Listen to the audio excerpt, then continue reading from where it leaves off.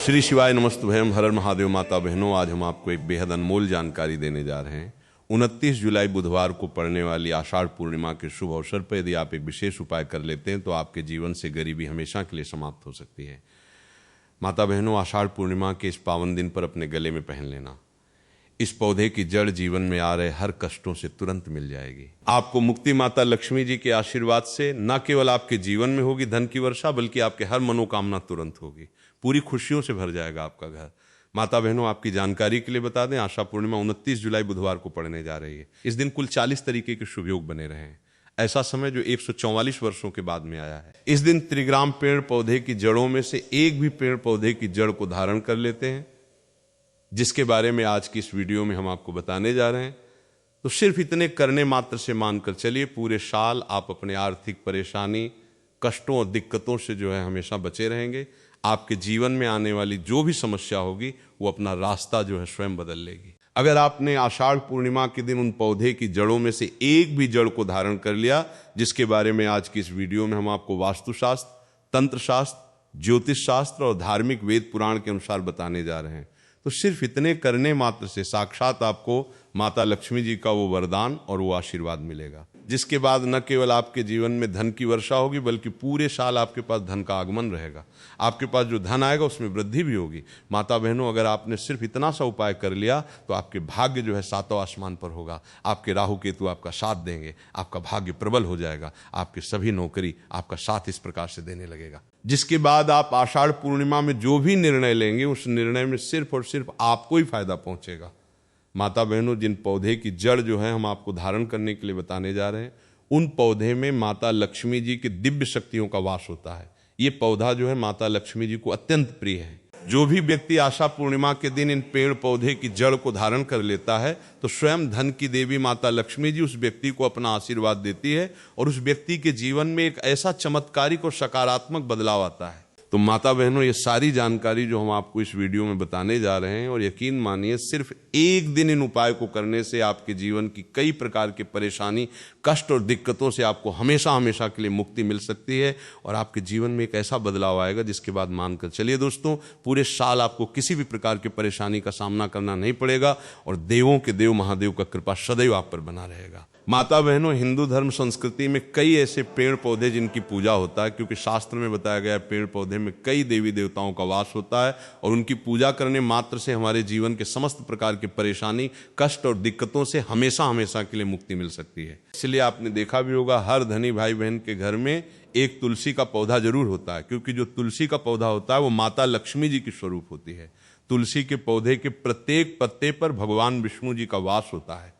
इसी प्रकार कुछ ऐसे वृक्ष हैं जिन पर देवी देव देवताओं की दिव्य शक्तियों का वास होता है, और वही दूसरी तरफ जो पौधे होते हैं उनको औषधि के रूप में भी इस्तेमाल किया जाता है, जो कई प्रकार की बीमारी को खत्म करने में सक्षम होते हैं। माता बहनों, आपने देखा भी होगा, लगभग हर व्यक्ति पीपल वृक्ष की पूजा करते हैं और करनी भी चाहिए, क्योंकि आपकी जानकारी के लिए बता दें कि जो पीपल का वृक्ष है, जो पीपल वृक्ष की पूजा करते हैं, उसे अलौकिक सुख की प्राप्ति होती है। इस वृक्ष पर ऐसे अलौकिक शक्तियां होती हैं जिनके दम पर और जिनकी पूजा से हमें अच्छे परिणाम मिल सकते हैं। माता बहनों, आज मैं आप लोगों को आषाढ़ पूर्णिमा के दिन पहने जाने वाले उन जड़ों के बारे में बताने जा रहा हूं, जिनको सिर्फ अगर आपने सही मुहूर्त पर पूर्णिमा के दिन धारण कर लिया तो पूरे साल धन की देवी माता लक्ष्मी जी और भगवान शंकर जी के साथ साथ समस्त देवी देवताओं का आशीर्वाद जो है आप पर हमेशा बना रहेगा। माता बहनों, महंगे रत्न पहनने की वजह अगर आप जो है इन चमत्कारी पेड़ पौधे की जड़ को धारण कर लेते हैं तो इसमें आपके जीवन में आपको अच्छा परिणाम और अच्छा रिजल्ट मिलेगा।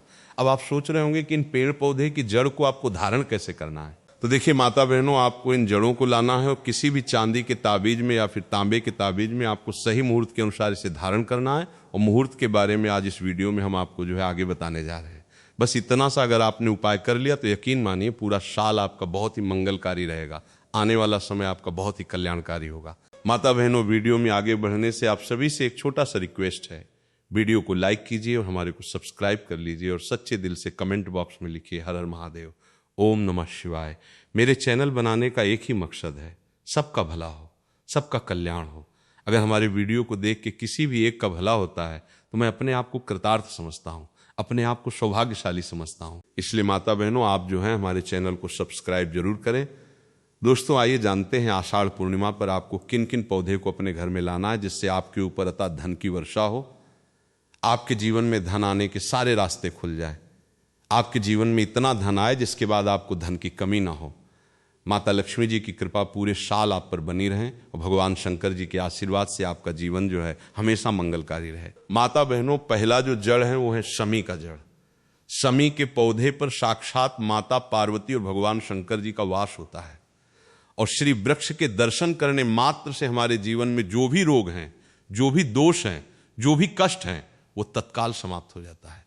और माता बहनों, शास्त्रों में ऐसा भी बताया जाता है कि शमी के वृक्ष को स्पर्श करने मात्र से हमारे जीवन में जो रोग हैं, जो दोष हैं, वो समाप्त हो जाता है। तो आषाढ़ पूर्णिमा के दिन शम वृक्ष की जड़ को आपको अपने घर में लाना है। कैसे लाना है? सबसे पहले आपको शमी वृक्ष की जड़ की पूजा करना है और पूजा करने के बाद आपको प्रार्थना करना है कि हे शमी वृक्ष, हे भगवान शंकर, हे माता पार्वती, मैं आपके इस वृक्ष को, हे शमी वृक्ष में आपके इस जड़ को जो है मैं अपने घर में ले जाने आया हूँ, आप मेरे इस मनोकामना को पूरा करना। इस प्रकार से आप जो है सम वृक्ष के पास में अपने मनोकामना को बोल देना और उसके बाद माता बहनों, आप जो इस सम वृक्ष की जड़ को अपने घर में ले आना और जिस प्रकार हम देवी देवताओं की पूजा करते हैं उसी प्रकार आप जो है सम वृक्ष की जड़ की पूजा करना। सबसे पहले गौमूत्र का उसके ऊपर में छिड़काव करना, गंगा जल का उसके ऊपर में छिड़काव करना और उसके बाद में आप जो है इसके सामने में धूप दिखाना, अगरबत्ती जलाना और उसके बाद दोस्तों तो आप जो है चांदी के ताबीज में या फिर तांबे के ताबीज में आपको इस जड़ को धारण करना है। माता बहनों, ऐसा माना जाता है कि सम वृक्ष की जड़ को धारण करने के बाद हमारे शरीर में जो भी रोग हैं, जो भी दोष हैं, वो तत्काल समाप्त हो जाता है। क्योंकि दोस्तों सम वृक्ष को साक्षात भगवान शंकर और माता पार्वती जी का ये आशीर्वाद है कि जो भी व्यक्ति जो है सम वृक्ष की जड़ को स्पर्श करता है, सम वृक्ष को स्पर्श करता है तो उसके सभी प्रकार के जो रोग दोष हैं वो समाप्त हो जाते हैं। तो आप आषाढ़ पूर्णिमा के दिन इसकी जड़ को धारण कर रहे हैं तो आपकी सभी प्रकार के जो रोग हैं, सभी प्रकार के जो दोष हैं, वो तत्काल समाप्त हो जाते हैं। माता बहन, इसके बाद है धतूरे की जड़। अगर आप जो शत्रु से बहुत ही ज्यादा परेशान हैं तो सबसे पहले शास्त्रों में ये भी बताया जाता है और आप सभी लोग ये भी जानते हैं कि धतूरे की जड़, धतूरे के पुष्प, धतूरे की फल एवं धतूरे के बीज को, सभी चीज़ों को भगवान शंकर जी को अर्पित किया जाता है। यहाँ तक कि धतूरे के पत्ते को भगवान शंकर जी को अर्पित किया जाता है। तो माता बहनों, आपके लिए धतूरे की जड़ जो है बहुत ही उत्तम माना जाता है, लेकिन काले धतूरा हो तो बहुत ही उत्तम माना जाता है। तो दोस्तों, अगर आप शत्रु से बहुत ही ज़्यादा परेशान हैं, आपके शत्रु जो हैं आपको हमेशा परेशान करके रखे हैं, आप जो है शत्रु के परेशान के चक्कर में अपने घर से बाहर नहीं निकल पाते हैं, आप बहुत ही ज़्यादा परेशान हो चुके हैं, क्या करें, कैसे करें, आपको कुछ भी समझ में नहीं आता है, तो आषाढ़ पूर्णिमा के दिन आप जो है धतूरे वृक्ष की जड़ को ला करके इनकी पूजा पाठ करें और उसके बाद आप जो है दोस्तों इसे धारण करें। ऐसे करने के बाद आपके शत्रु का नाश हो जाएगा, क्योंकि काले धतूरे के जड़ में भगवान शंकर जी के काल भैरव का जो स्वरूप होता है वो वास करता है।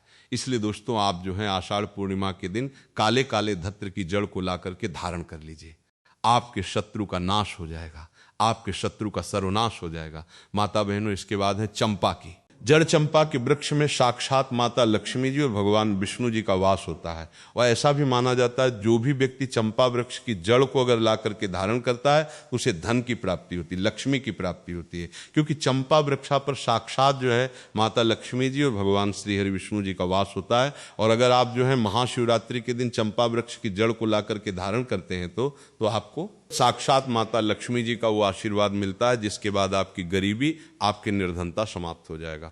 माता बहनों, जिस प्रकार मैंने आप सभी को बताया, जिस प्रकार हम देवी देवताओं की पूजा पाठ करते हैं उसी प्रकार इनकी जड़ों की पूजा पाठ करना है और उसके बाद आप जो है इसे अपने गले में धारण कर लीजिए। लेकिन आपके लिए अगर मैं बताऊं तो चांदी का ताबीज बहुत ही उत्तम माना जाता है, क्योंकि चांदी के ताबीज में इसका रिजल्ट जो है तत्काल होता है और आप चाहते हैं माता बहनों चांदी के ताबीज में भी इसे धारण कर सकते हैं और आप चाहते तो इसे तांबे के ताबीज में भी धारण कर सकते हैं। आपके सामर्थ्य के अनुसार दोस्तों आप जो भी ताबीज लें उस ताबीज में आप जो इस जड़ को धारण कर सकते हैं। बस माता बहनों, 29 जुलाई 2026 आषाढ़ पूर्णिमा के दिन सोना चांदी नहीं बल्कि रुपए की ये एक चीज घर ले आना, भगवान भोलेनाथ जी साथ आएंगे। दोस्तों, साल 2026 में आषाढ़ पूर्णिमा का पर्व 29 जुलाई को मनाया जाएगा। साथ ही साथ अगर आप पूर्णिमा पर ये एक चीज अपने घर पूर्णिमा वाले दिन लाते हैं तो ऐसा समझ लीजिए कि भगवान शिव जी आपसे इतना प्रसन्न होते हैं कि वो खुद आपके घर पे आते हैं और कभी आपके घर को छोड़कर नहीं जाते हैं। विशेषकर आज की वीडियो में जो 2 की चीज़ हम आपको बताने वाले हैं, ये चीज़ अगर आप पूर्णिमा पे लाते हैं तो फिर कभी आपके घर में धन की कमी नहीं होती है। आषाढ़ पूर्णिमा का दिन बहुत ही शुभ होता है और इस दिन इन चीज़ों को खरीदने से हमेशा धन में वृद्धि होती है। धन जो है ये बढ़ता चला जाता है, क्योंकि दोस्तों धर्मशास्त्र के अनुसार प्रकृति का ये नियम है कि जो आषाढ़ पूर्णिमा है वो गंगा जल की हर एक बूंद की तरह जो है पवित्र मानी गई है, शुभकारी मानी गई है। हमारे हिंदू पर्व में जो पूर्णिमा का बहुत ही महत्व है और ये पर्व आषाढ़ मास के कृष्ण पक्ष की पूर्णिमा तिथि को जो है मनाया जाता है। दोस्तों, अगर आप वाकई में भगवान शिव को अपने घर पे बुलाना चाहते हैं, उनकी कृपा प्राप्त करना चाहते हैं, तो आषाढ़ पूर्णिमा के दिन ये एक चीज़ जो है अवश्य अपने घर में लेकर के आए, जिसके साथ भोले बाबा खींचे चले आएंगे।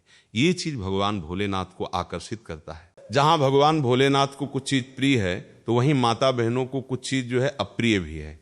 कुछ ऐसी चीज़ है जिनका भगवान भोलेनाथ की पूजा में अगर इस्तेमाल न किया जाए तो भगवान भोलेनाथ का पूजन जो है अधूरा रह जाता है।